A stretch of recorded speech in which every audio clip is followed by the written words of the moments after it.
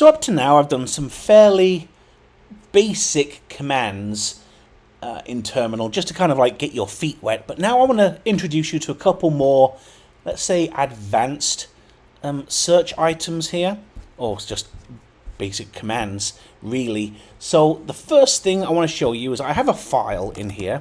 So cat example, oops, I hope if I type example correctly, .csv, you can see that I've got a bunch of categories or a bunch of items in this file, right? We have headings, and then we have items to go in each one of those columns. So we have currently 10 items in here. We can go ahead and make that 11, right? If we do, if we just do a quick echo command, right? Now remember what echo does is that in this case we want to do first name. So who can we do? We just went to a Tim McGraw concert. Okay, so I'm going to type Tim McGraw. We'll give him a level, which is some random made-up number. I'll give it 5 in this case. And I'll put in where he lives. I don't know exactly where he lives, but I think Tennessee's a probably good guess. Right, so if I just do echo, all that it does is going to dump that out to the screen. But that doesn't change the file at all, so I could do this. But if I did that, it would take this right here and overwrite all the contents of that already existing file. If instead I just wanted to write this to the end of the file, I could do 2 arrows pointing to example.csv. When I hit enter, no real feedback from the command line here, but if I now go back and do another cat of the file, we can see that Tim McGraw 5 Tennessee, which I'm sure I've spelt wrong right there. Oh, I don't even know. Has, you know, it's been updated, right? It's been appended to the end of the file, which is what those 2 little arrows up here do. Right. So now I've got all this in here. Let's say that I want to, I think, oh crap, maybe I have spelt Tennessee wrong, right? So maybe I want to replace that. So I'm going to do the sed command. Now, what the sed command is, it does a substitution. You have to encapsulate these with a single quote mark. So substitute Tennessee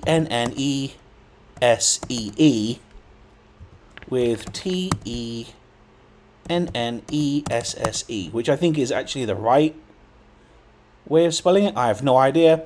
And I have to close that off with a slash and close it off there, and then do example.csv, right? And if I do that correctly, then you'll see right there it has changed how the item is spelled. I'm going to just check to see exactly how Tennessee is spelled, because I have absolutely no idea. Oh, all right, so it's actually 2 N's, 2 S's, 2 E's. All right, you know, you can't blame me. I didn't grow up here. And in fact, I don't even know if most Americans know how to spell Tennessee either. Sorry, I couldn't resist that. So, now I'm thinking, oh crap, well I need to change this. But here's the thing, right? Sed only works on the output. If I go back to my original file, see, it's still spelt the way that it was before. Interesting. Why? Well, because we need to tell it that we want to dump it back into the file. And the way that we can do this is if I, again, type sed, this time I'm going to do -i, and I'm going to just do this, right? What this means is that it's going to just write the item back to the file, okay? Then I'm going to do -e, which is part of, like, this is what we're now going to be searching for. And in here, I'm going to do S to substitute. I'm going to do Tennesse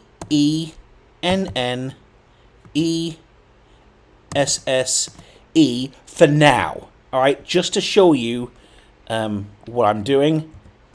And I'm going to, oh sorry, nope, one S and two E's. I'm going to change that to TENNESSE. And there's a reason that I've done that, and I want to show you that here in just a second. Now I need to close that off, close that, and tell it which file we're going to do it to, okay? I hit enter, and this time there's no feedback. But if I do cat again, look to see what's happened, right? We've now changed it from one S and two E's to two S's and one E. It's still spelt badly, but it's still there. Right, so we'll come back and look at sed again here in just a minute. But this gives us an opportunity now to go and take a look at something else, right? Which is called grep. Now, grep is just a basic search. And I always run grep with a -I because, well, almost always, because that means case insensitive. It will find results whether they have uppercase or lowercase letters in there. All right? So, in this case, I'm going to search for 10SE, spelled wrong. And I'm going to do that over example.csv. All right? Hit enter. And you can see I get two items, one for Taylor Swift, one for Tim McGraw, and it helpfully highlights the search terms which I've found. Okay?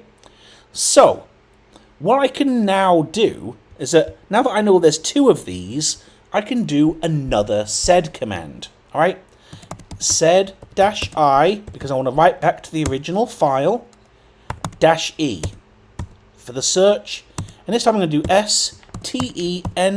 STENNESSE for the correct spelling of TENNESSEE. Alright?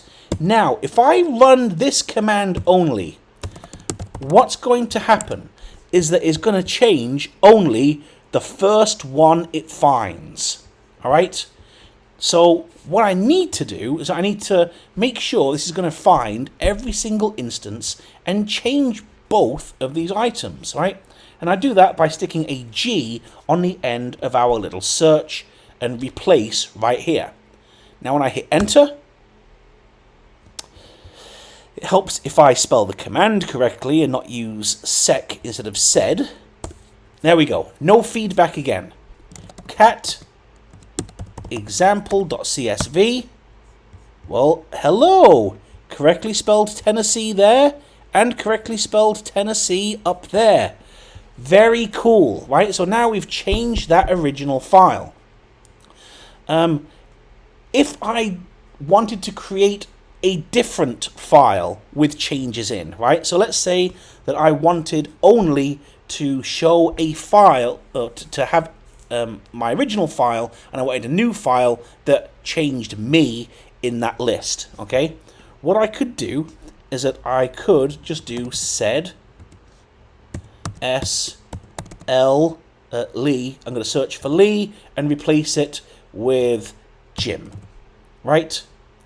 And I only need to do it once, so I don't need that G on there, but I do need to close that search out with the slash. And I can do example.csv. Now again, this is not going to change the example file because I didn't use the -I, but I can output it to example2.csv and see what happens. All right? So now, if I do cat example.csv, again, spelling it correctly, you'll see it still shows Lee Whitfield up here. But if I do example2, now it shows Jim Whitfield instead, because I pushed it out here and took all the content of that and pushed it to another file. Right, so we've got the basics of sed down. Now, let's say I wanted to know how many entries there were in this file, okay? So I could do WC-L for lines and do example.csv. And it shows me I have 12 lines. Do I really have 12 lines? Let's take a look. I do, but one of the lines is like this header line up here at the top, which I don't like. Now, what I can do is that to find the actual true number of entries, I could do a quick tail command. All right, so I could do tail example.csv, and look what it does. It removes the top line. All right, so with that, I can then do word count line, hit enter, and now it shows we have 10 records. In fact, that got rid of the first 2 lines. We actually don't want to do that then. Okay, so what we can do instead is that come back here, do tail dash n, and do +1